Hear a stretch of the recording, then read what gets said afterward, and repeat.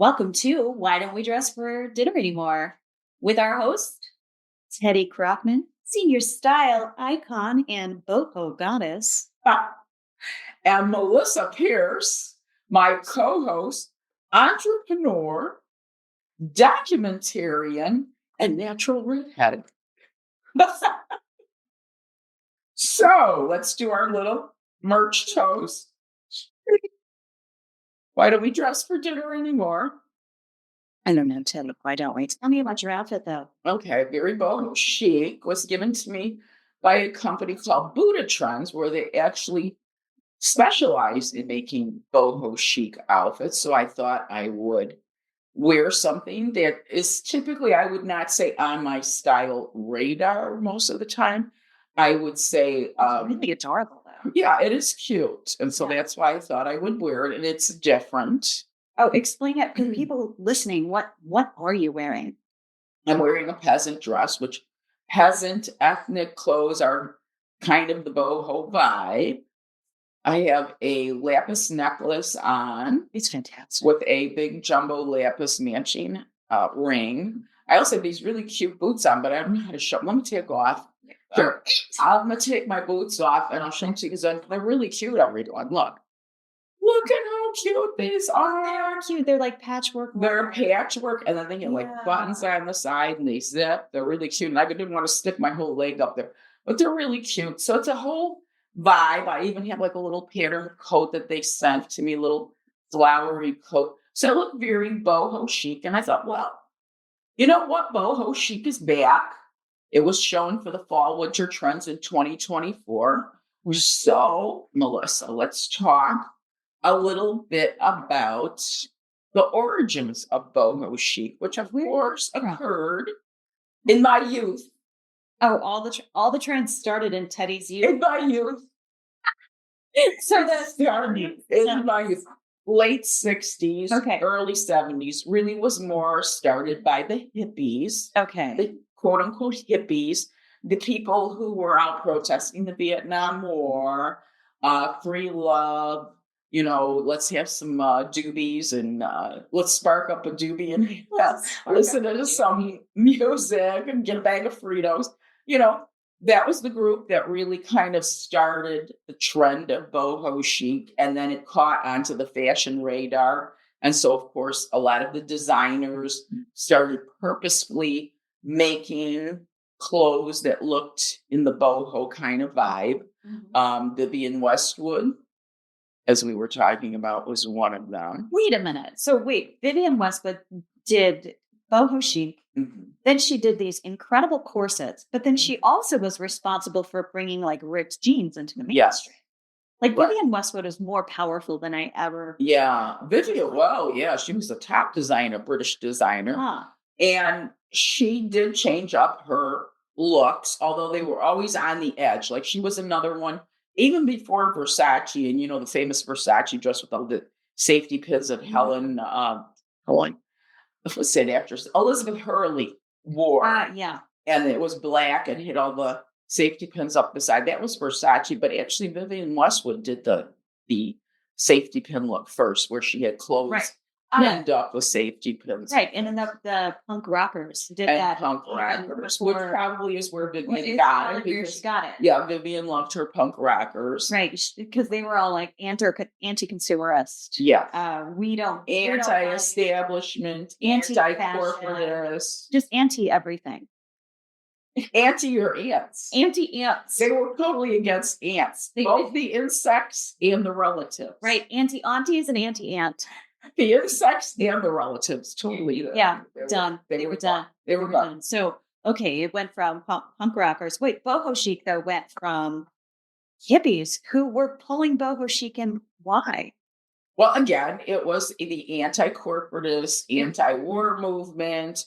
We want to be more like, peasant look. So we're more like the people. We're not wearing tailored suits. We're not wearing ties. We're not looking like corporate America. I see. We're wearing clothes that you would never see in corporate America. Got it. So it was still it was like a whole anti-establishment movement. And again, in the 90s, very anti-establishment. Right. So we're talking about, and now it's coming back, ironically, in 2024. anti-establishment. Yeah. Yeah, Winter. I'm sorry for 20. Yeah. But no, it was for winter For fall. 2024. So for this. Got it.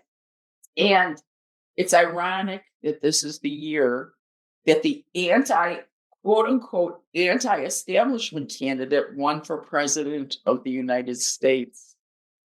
The man whose name we shall not speak. Voldemort. So you can see it's we're in an anti-establishment environment now. Now, as far as clothing is harmless as far as I'm concerned, unless you want to talk about, environmental stuff. But, overall, wearing this particular outfit is not, going to harm anybody. But this quote unquote anti-establishment movement that they think Trump is leading, I think is going to take us down a rabbit hole. First of all, he has no interest in clothes to cover because he's always wearing that stupid navy blue suit with that oversized red tie to cover his face.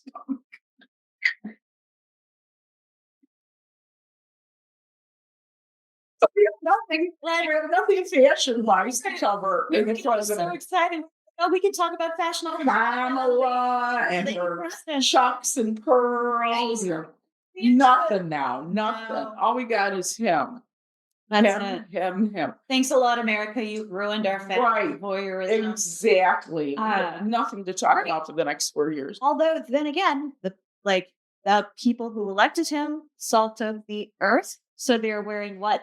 Jeans, terrible looking baseball caps. Red, one of my favorite colors. He's ruined for me. Red. Oh, mega, yeah. That's so strange. And you want to know something? It's an ill-fitting hat. It does not fit him right. If you notice, that trucker cap comes like all the way down to his eyelids. A trucker cap typically, if you're going to do a hip hop look, then you just leave the bills flat. Right. If you're going to be, a trucker, quote unquote trucker chic, it's got to be going rounded. He's got it neither. I can't tell if it's rounded or flat. It's kind of like worked out, and then it comes down over his eyes like a sun cap. Did you just call it gorked out? Gorked, yeah, gorked. Yeah. That was a big word in the hospital industry. I've never heard that word in my life. You could have just made that. No, we used to refer to patients. We used to refer to patients who were acting a little wacky as being all gorked out. It was just an inside kind of word, gorked out. Well, yeah. Now we're gonna make it a thing. I'm gorked out. You're gorked out. I'm gorked today. You're acting pretty gorked out. I am. But what can I tell you? It's residual sadness from the election. Yeah. Yeah. I don't know what's this going to say about our fashion universe. Fashion is, you can say a lot of things, but fashion is an inclusive community more so now than it ever was. I mean, you see, of course, tons of gay people, tons of women. We are starting to see more mature women in fashion. When I go to fashion events, it's a very eclectic group of people, very loving and accepting of each other. So it's kind of a nice environment, at least socially, to be in. And my hope would be that that's the way our world would have moved forward. And instead, it seems like we're pulling apart, which really, it disappoints me. It really disappoints me. It's very disappointing. Yeah. What I learned this week. What? So we talked about this on and off. When reading this book, it takes a long time to read because it's pretty heavy. Yeah. Called Joyful Militancy. Right. Okay. But in it, I finally gotten to this part where it's like, well, the root words of friendship and freedom, they both mean love and connection. Them. So in thinking through what's happened this week, I was like, how does freedom mean love and connection? Because, what we think of freedom as like freedom from an oppressor. And it's always like, I'm free, meaning you've broken free of something. Right. And then I was like, oh, freedom. It actually means you have been freed into your community, into a living space, because slavery was it taking you away from? Right. You're being held back from your people or your community. It's freedom from your oppressor, but your oppressing it's the oppression of not having a community so you're being free to your safe space, your community. Right. So I'm thinking about that and I'm like, oh, we're moving towards this kind of authoritarian kind of thing and our freedoms are going to be taken away. And I had to step back and be like, no, well, something like rights, certainly all of those things, but actually I am very grounded in my freedom. I know my community.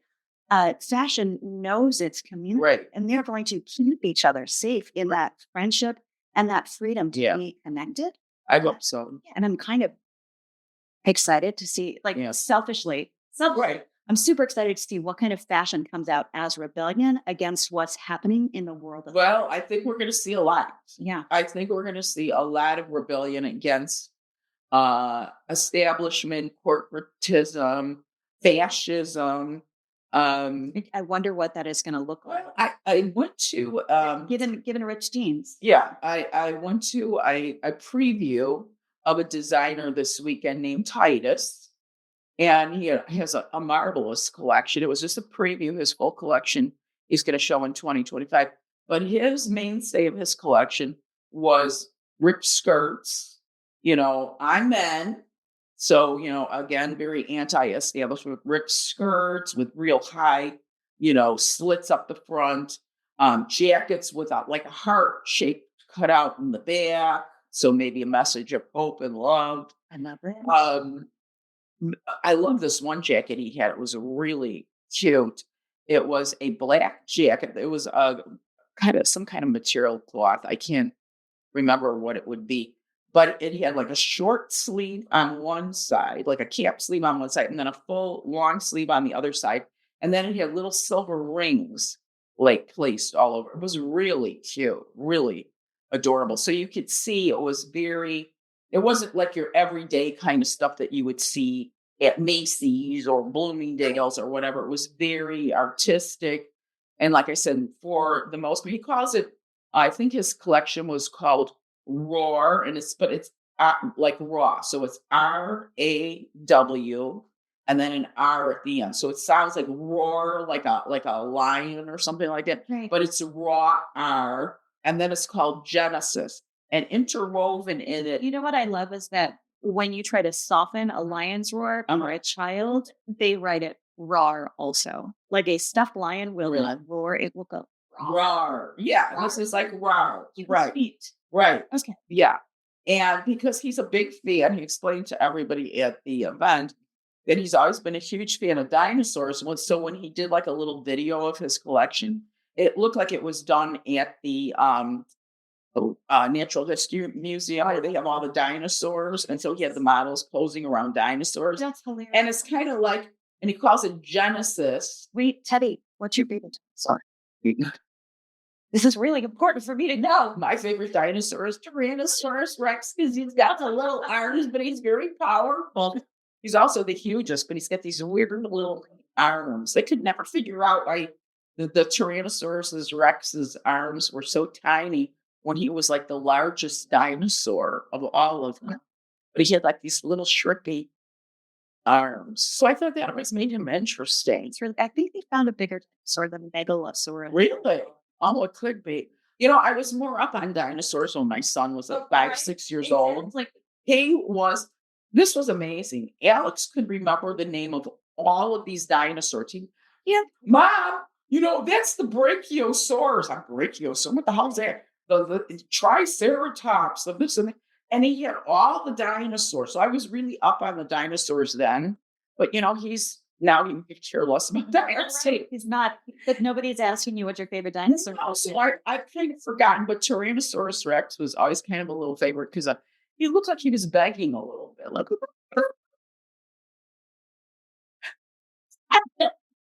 We're keeping that in it. I make that sound good. All right. So yeah, that was Titus's collection. And Titus he's a black man, yes? Yeah. Glass designer. Okay, that's very cool. So I saw that in lots of ripped jeans. So we want to get into anti-establishmentarianism with ripped jeans and where that came from.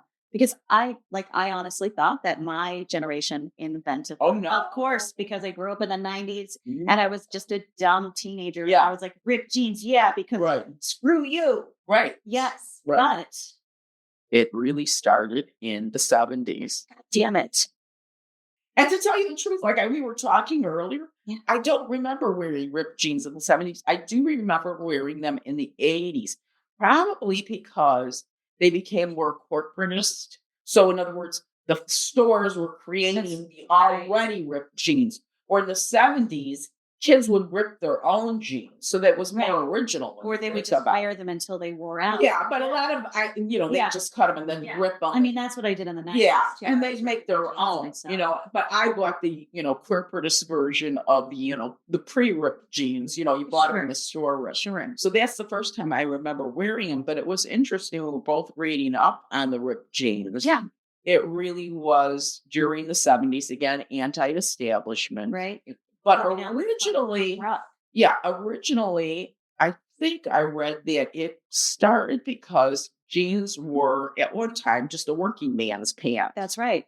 So it was for the working people. And then, of course, after working morning, noon, and night for years and wearing probably, alternating with 2 pairs of jeans, their jeans would start to get little holes in them, little wears and tears kind of things. They put patches on them. Patches was a very big thing in the 70s. I remember people putting patches on their asses and their knees and all that kind of stuff. I remember my cousin, shout out to Nick Douglas, used to come with her boyfriend, Nick, who's now her husband of 9 million years. But Nick used to come with patches on his jeans, and my aunt, my cousin's mother, would be livid.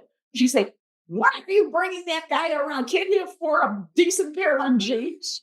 Right. Oh, are we those people now? But Nick was like, why don't people get dressed for dinner more? And you, and recall that you were like, but I was always that way. I was always dressed. But then you're like, oh, the downfall came in corporate casual, and people started wearing jeans to work. And I'm like, oh shit.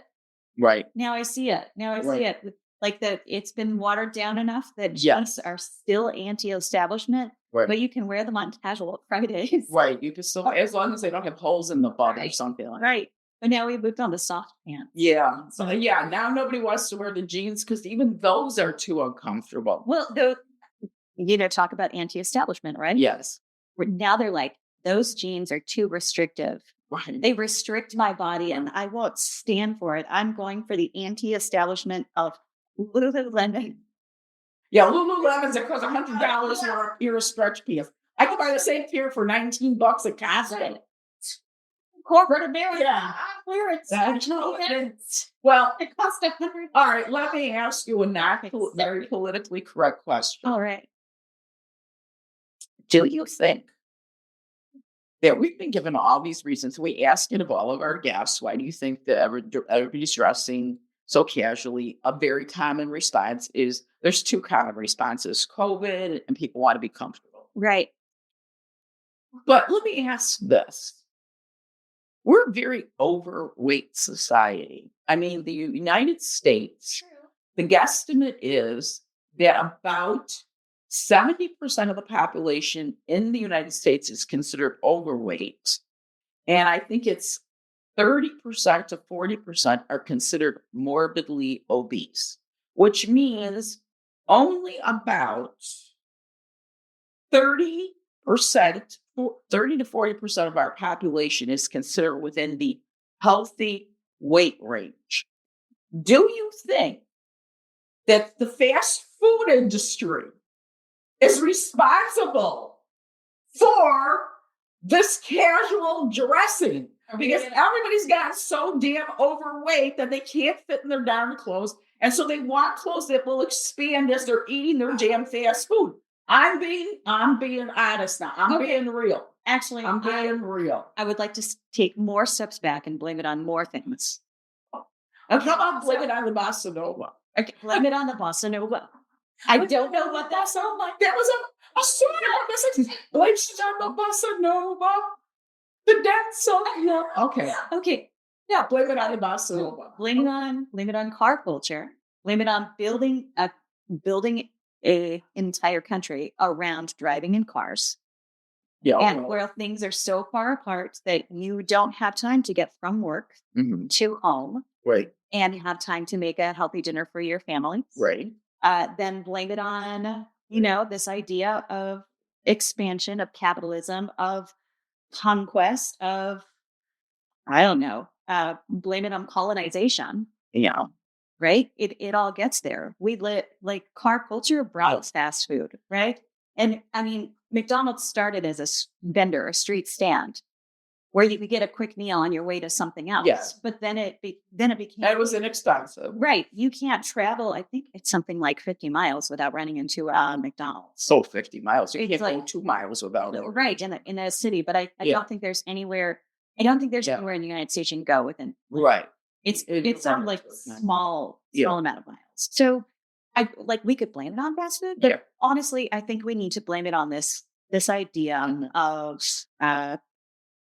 like, I don't know, this fast-paced corporate lifestyle that we have all signed up to live with. Well, okay, then let me go back just a tad. Let me go back to the 70s. Oh gosh. Oh, we always come back to the 70s. Well, right, because the 70s was everything. Like I say, there's two things that I know. The Greeks invented everything. And everything began in the 70s as far as counterculture. Not really, but anyway. Well, not really about the Greeks. Yeah, not really, but you know. But Teddy, let me get my fantasy. Teddy is Greek. Let me get my fantasy. All right. Okay, so here we are, women demanding to have equal pay. Yes. Demanding to have college educations instead of these. Remember, they used to have the co-ed schools where they let a few girls in, kind of thing. Right. You couldn't actually get a degree. You could just basically audit. Right. So we didn't have women going into professions the way they are now. We were living off of a one income family with the wife playing the happy homemaker for the most part. My mom always worked, and I'm sure there were plenty of people in my generation who had mothers who worked. But for the most part, it was the kind of, not really, but pretend leave it to Beaver family where the mom stayed home and cooked and cleaned, made sure that the family was all taken care of while the dad went and made the money. Now, women got their rights as far as being able to participate more in the workplace. Right now, women are more educated than men. There are actually more women going to college than there are men. And a lot more Black women going to college. We are outpacing men as a whole, whatever the race, as a whole completely. Yes.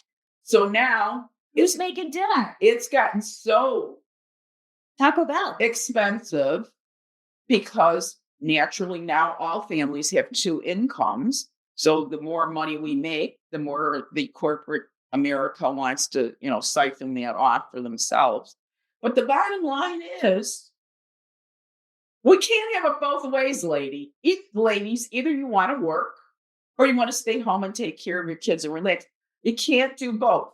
The only thing you can do is hold your partner equally responsible for doing some of the housework, doing some of the cooking, taking care of the kids as well, too. I think women are not, you're still standing, their ground when it comes to that. And so therefore, that's why you have burnt out people who don't feel like cooking after work, because it usually falls on the woman to do that. And especially in single households, you don't have much choice. And I will only offer one pushback there because that's all true. Mm-hmm. It's not my fucking job to hold my partner accountable for doing his job. Yeah, you have to yell at the bare minimum. You do. You have to I should not have to put in the emotional labor to make him be my partner. No, but I do. So then men in relationships need to hold themselves accountable for being actual partners. But they don't. Yeah, let's stop that. Don't qualify it. Right. That's the bare minimum. Right. That's it. Well, here's a perfect example. I do all now. I'm at home now, but even when I had a corporate job for 30 years. Okay. I do all of the housework in the house. I clean all the bathrooms. I do all the dusting. I take care of all the bills. I do everything, right?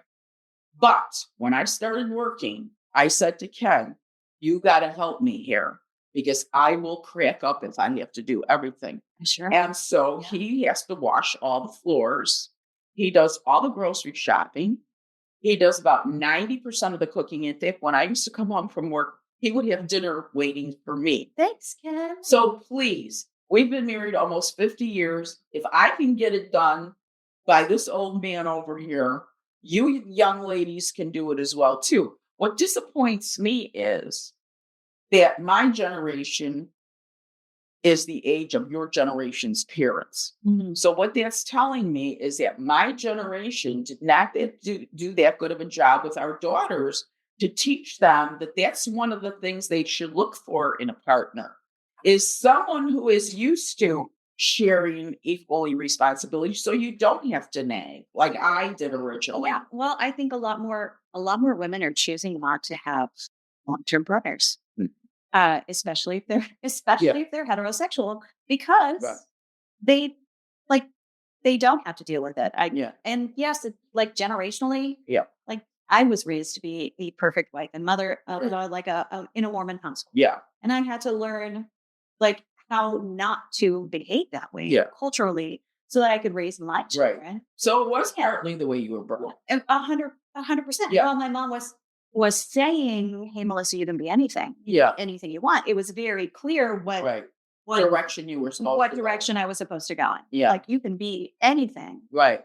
which is why I didn't go to college until my 40s. Yeah. Because I was like, oh, Yeah. I have deprogrammed myself enough. So that's true. Back to fashion. Pull it all back to fashion. Yeah. But yeah. Yeah, If you go with the comfort honestly, clothes. yeah, the comfort clothes. It is also because fashion tends to be pretty inflexible And as far as what? What do you as mean? far as body size. Like, and you can say unhealthy weight and all of these things. Right. But fashion is really inflexible in body size, Right. and we don't as a an industry make interesting, beautiful clothes, enough interesting, beautiful clothes Yeah. that actually fit the bodies that exist now. We are still making them for an ideal. Right. So I think fashion also has to catch up to where culture is. Yeah. Like they're fashion is always trying to lead culture through something. Yeah. But you also have to listen to your like who you're dressing. Mhm. And if you're only dressing, say, 40% of the population, then you're missing this 60% who is wearing size 16 above. Mm-hmm. So, I think Yeah. it goes both ways. I mean, if I can't wear a pair of pants because they don't come in my size, Right. or they fit weirdly because they were made for a Right. specific different type of body, I'm gonna choose leggings. Right. But is that is it anti-establishment or is it that's what's available to me? Right. I think it's more that it's available to. Yeah. I don't think women are thinking of making political statements when they put their leggings on and an oversized shirt. I think, like you said, it's really what fits them comfortably. The fashion industry has not done a great job. You can see they try a little bit more now. Like recently, I went to a fashion show this weekend and they had some plus size models, on the runway. So there is a little bit more of an effort to expand the size, um, for designs. But, for any of the designers, like couture designers, you're still going to be looking at tops a size 8, 10 is their biggest size. It just is. And, I think that should change, of course. But in some way, as we expand the waistbands or the clothes or the sizes, in some ways, I don't know if we're encouraging people to just kind of be unhealthy. I mean, let's face it. Oh, I have. You can say love your body and all that stuff, and that's true. You should always love yourself no matter where you're at in life. Sure. But I think that we need to be more conscious of the crappy food that we're sticking in our bodies. We have higher rates of cancer because of the crappy food we're sticking in our bodies. The environment that the crappy food causes also contaminates and pollutes us. But in the bottom line, are we really just making excuses for being unhealthy and looking bad? Maybe, but also like you confronting those things is like people confronting their issues. It's like that's a very hard thing for them to do. Yeah. And like changing your entire lifestyle is a long process, not an overnight process. No. And like making those things change your actual physical appearance, that is a long road. So, you still have to clothe the body Right. Yeah. So- So there is this unhealthiness. And I had this idea because I was talking about how we are like colonization and expansion. Yeah. And like, we've made suburbs so that you have to drive everywhere and all of that. And I was like, well, we've expanded everything, right? We've expanded so many things. Concluding our waistline. Exactly. And that's sort of like it's the body, if that's the only thing left to expand. Yeah. That is the only new Yeah. way that we can take up Yeah. space. Yeah. And you think about that in a psychological sense where someone needs to take up space. And I'm like, that's is that a taking up space issue? And that's probably too deep. You're looking at me like Melissa. You're reading. I think you're reading too much of these things. I think is fascinating. Most people that I've talked to who do have real weight issues, I'm not talking about 5 or 10 pounds. I'm talking about people who have real weight issues. It seems one of the common themes in that is eating your feelings. It's like instant gratification. I'm feeling sad, so I'm going to eat half a bag of Oreos. I'm angry, so I'm going to stand in the refrigerator and stick whatever's in the refrigerator in my mouth. I broke up with my boyfriend. I'm going to get a pint of Ben and Jerry's and jam it down my throat. There is a lot of that happening. I'm not saying that that's most people's everyday life. Right. But there is a lot of emotional eating going on. Sure. Yeah. I know. It's kind of almost in some ways replaced. Well, you got 2 things that help to mask feelings. It's alcohol and drugs, and it's food. I mean, those are the 2 things that we have that make us feel better instantly, but have long-term detrimental things that can happen to us from overindulging in both. Right. And so while we encourage people not to overdrink, because of course it's dangerous as well too. You can kill somebody when you're driving, whatever. But still, we know the overall effects of alcohol and drugs, especially alcohol. Believe it or not, more deaths happen every year from alcohol than all the drugs combined. Yeah. All of the drugs combined. And you can pick that up at your local grocery store. Yeah. But we know cancers are many cancers come from over drinking, liver disease, obesity, diabetes, heart problems. All that stems from overeating. Well, you can be over drinking, but you can say the same thing for overeating too. People who overeat have type 2 diabetes. They have heart problems. They have blood pressure issues. There's so many health issues, and then that I don't think we're educating people enough about. What can you do instead of going and grabbing for a cookie? What can you do instead of going and grabbing for the piece of pie? I will push back and tell you that my plus size friends are very aware of all of these things. And that like overeating maybe is something of it, but a lot of them don't. And it just is a long road. And in order for them to feel like safe and loved in their body, they have to do those things gently. It's a gentle, slow process. And then it's a whole fight between the ideal body and the actual healthy body and like what that difference is. There's definitely that. We have an abundance of crap. Right. And I mean, look at the grocery store. It's shelf after shelf of just junk. You shouldn't even be right. And high sodium, high fructose corn syrup.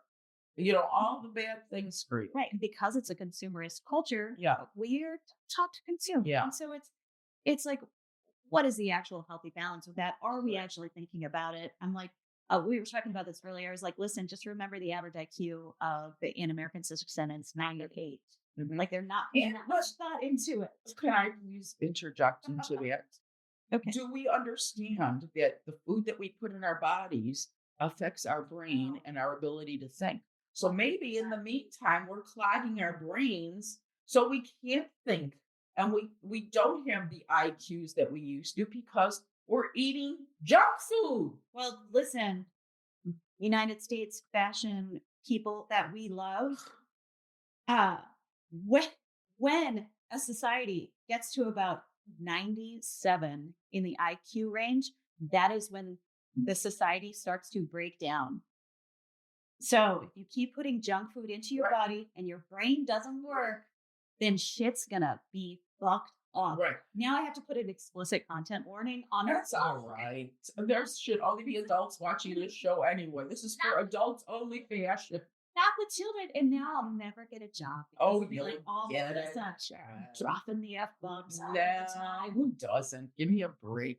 But My clients love I me. think that is one of the explanations. Not the only, of course. There's a lot of. It's a more complex issue. Of But I course. think weight is an issue in the casualization of the dressing of our country. I mean, I just believe it is. My husband has struggled with his weight since I met him. And, he says, Teddy, it's just not that easy. He'll go and he'll eat a sandwich, at 9 o'clock at night. When is the last thing you should be doing, like an hour or two before you go to bed, is to eat something? So that's a hard habit that he's, tried to break, kind of on and off kind of a thing. So it is in many ways, even if you haven't identified it as such, it really is an illness. It's a way to mask emotions. It's a way to feel if you're feeling empty or there's, some kind of something missing, to fill it up temporarily with food. There are a lot of issues that people have around food, and many times it may even be the way you were brought up. If, like Melissa says, you had both parents who were busy working, or you grew up in a single parent household, that parent, I can understand it thoroughly. It's not like I can't empathize with it. But if you're coming home at 6 o'clock at night, you got up at 6 in the morning, get the kids off to school, get yourself decent for work, go to work, put up with whatever aggravation you have for the day at work, drive yourself home in traffic, whatever that is. By the time you get home at 6 o'clock at night, the last thing you're thinking is, what is the recipe that I'm going to whip up for right now? You're going to just grab whatever's the easiest. Go get this at the carry-out stand. Let me grab a frozen pizza out of the refrigerator and I'll make a vegetable so it'll be healthy.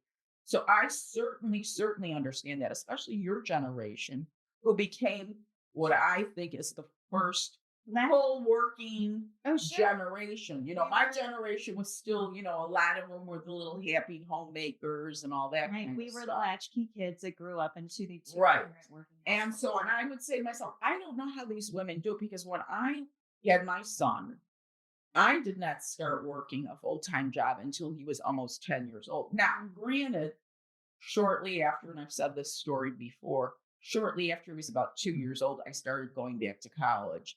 And then for the next 6 years, I went back and got my bachelor's and master's degree. So it wasn't like I wasn't doing anything other than housework. I was at the time, and talk about overfunctioning, I was at the time going all the way downtown for school, coming home, had homework, had papers to write, had tests to take, still did all the family grocery shopping, still did all the cooking, home cooking. My mother-in-law lived with us, served her too, cleaned the house, raised a child, and went to school. So, I mean, I did all that for 10 years. It wasn't like I wasn't, I was sitting around relaxing. But eating bonbons. Yeah, sitting around eating bonbons. But I still have to say that once I started the career path, I noticed a lot of the younger women were getting pregnant and they'd be back at work like 2 or 3 months after they had the kid. And I'm like, I remember that first year with my son was a nightmare. Getting up in the middle of the night. My husband was working a goofy shift at work, so I would be the one getting up constantly. Right. And it is still a nightmare. Yeah. But it is like, but this generation, also my generation, there was enough studies that came out that time women take away from their career negatively impacts their urgent power. And right. So, they have to come back. Right. And so the trade-off is, right, you send your kids to very expensive daycare. Yeah. Because that money that you're putting into that you're struggling with is going to come back to you eventually. Yeah. But it won't if you stay home, which is wild. Right. Which is wild. Right. But yeah, I mean, I have to say, the women of your generation, I admired highly when I was in the workplace, because I was like, I don't know how these women do it. I couldn't barely take care of this kid, and I was home most of the time. Listen, working and doing all this crap, I think I'd be ready. I would be eating Doritos and leggings. and wearing leggings. So I mean, I understand it, ladies. I understand it. It's just at some point we have to try to rein this in. We're trying to rein it in just a little bit because it's not healthy either, and that's why when I see women my age, many of them have not been able to take care of themselves the way they want. Many do put on weight during menopause, and that's a real thing because all of a sudden your whole metabolism just gets shot to hell. So, you eat one cupcake and all of a sudden you're 2 pounds heavier. So I totally get that whole thing too.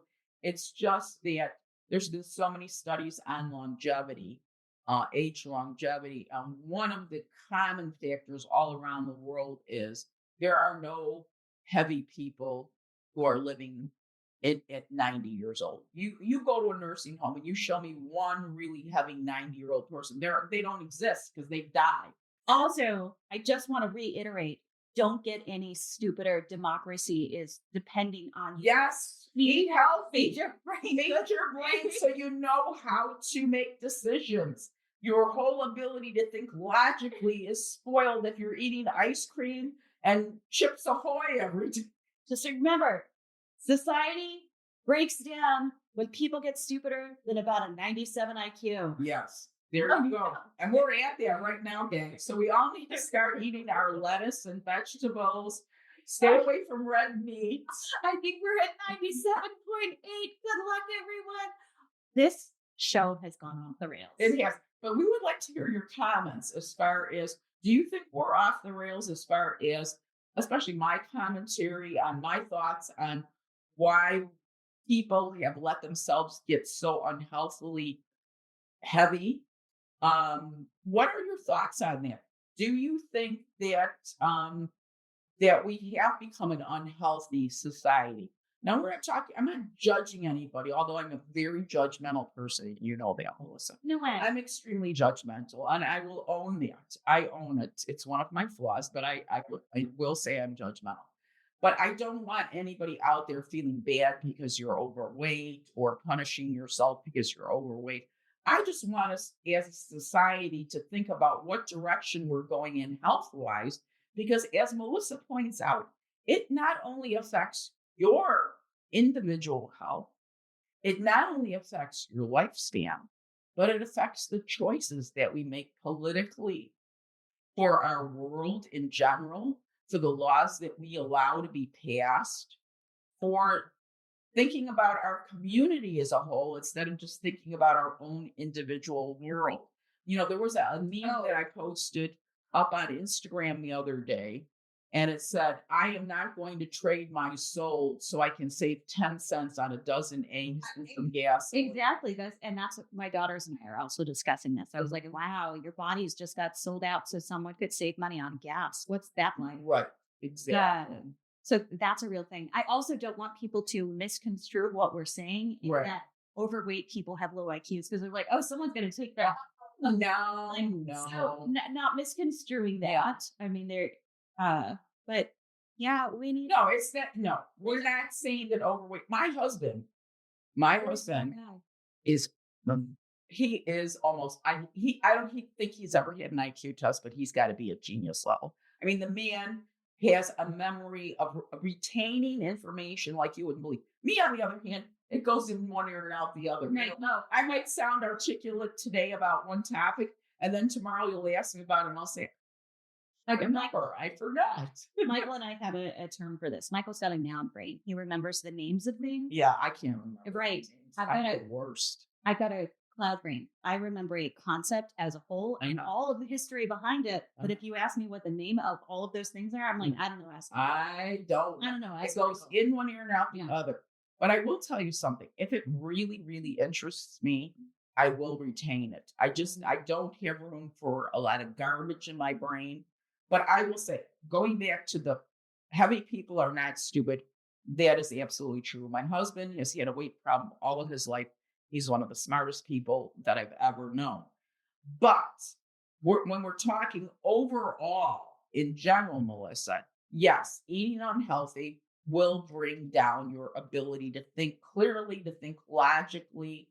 It does affect your brain cells. That's true. And alcohol destroys brain cells. So, the more brain cells you have, the smarter you are, the more you can think, the more brain connections your brain makes. Yeah, there are tons of studies about Gen Z doesn't Yeah. drink as much as Gen X. That's great. Or the boomers did. That's great.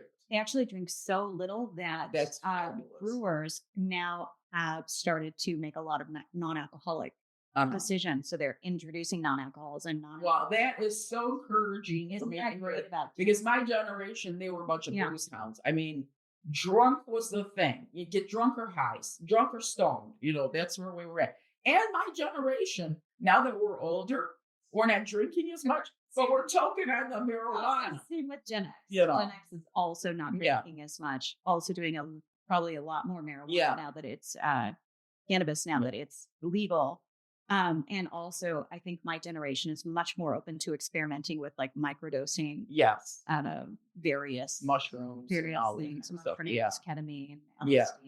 Right. I think they're much more open to this. So there's always something to kind of numb you out. There's different replacements, I know.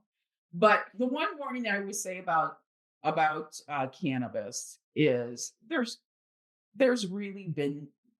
hasn't been any big studies that show any huge long-term effects from cannabis that I'm aware of. And I'm a former substance use disorder counselor. Alcohol will kill you. It will absolutely kill you. Here's the one warning with the cannabis, though. It will give you the munchies. And that's one of my husband's problems. He goes and he tokes at night to go and sleep. And then all of a sudden he's hitting the refrigerator. So we've had to try to break that, chain of events because, a lot of times it will give you the munchies. So, and that's another problem because now it's driving you to eat, so anyway, that's our lecture for the day.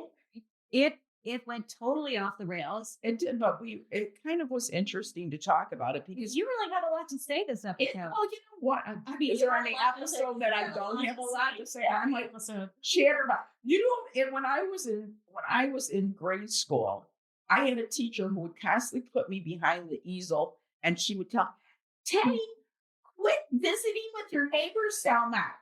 Teddy, you're such a little chatterbox. And I would have to go take my desk. I would have to drag my desk and go sit out in the hallway. She'd have to separate me from everybody. Oh, that's funny. My teachers were always bringing me into the conversation. I'm a ballerina. I'm a daydreamer. And see, that's why we're a good co-host, because we're synergistic.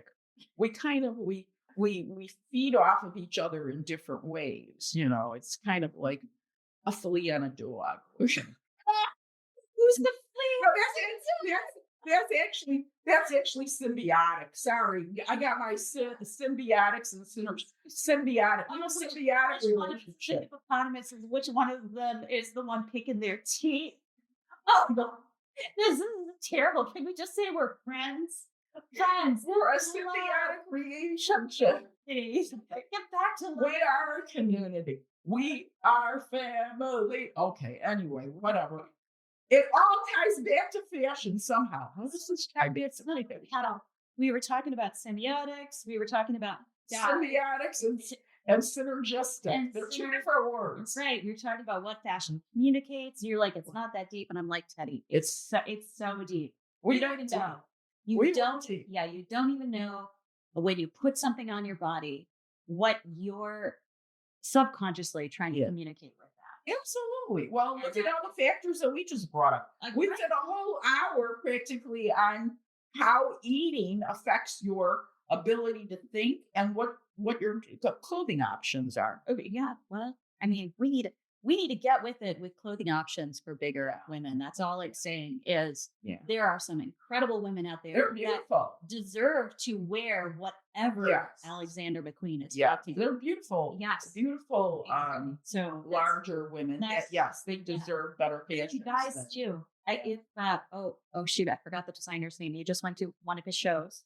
Titus. If Titus is putting men in ripped jean skirts, I expect to see some nice large men in ripped jean skirts. When they're I don't know. Now I just saw the preview, and that he had models, modelly model men's. He had modelly model men's. I mean, he's just starting out. Yeah. Tell me modelly model men's. Modelly model men's. He had, he didn't have like a cat, like my husband. Ken, get over here. We want to put you in one of Titus's outfit. He went to Titus. He didn't have a real Ken. He had a Mattel Ken. That's what he had. Right. He had definitely the Mattel Ken. He didn't have the Ken Krochman like I, so that'd be Ken Krochman original. The Ken Krochman original. Well, anyway, it was fabulous. I think our time is up, wouldn't you say? Our time has been up. We need to decide what to cut from this one. Hey, Teddy, why don't people dress for dinner? I don't know, Melissa. Why don't people dress for dinner? Swing.